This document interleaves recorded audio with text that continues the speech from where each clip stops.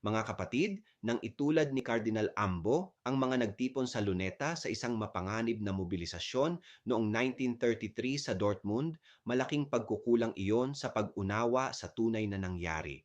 Hindi ito galaw ng ekstremismo, ito ay pagkilos ng ordinaryong tao na sawa na sa pagnanakaw sa kaban ng bayan. Sa pananampalataya natin, ang katotohanan ay hindi dapat takasan at ang katarungan ay hindi dapat ikahon sa takot.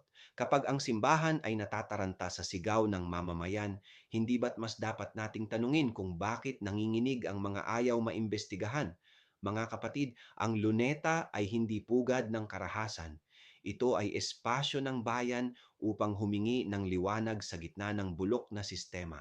Ang paglalaban para sa hustisya ay hindi kailanman maikukumpara sa galaw ng mga nananakot ng demokrasya. Ako si Padre Jesse Galilea, may pusong Pinoy, kasama mo sa pananalig at pakikibakang panlipunan. Hanggang sa muli mga kapatid.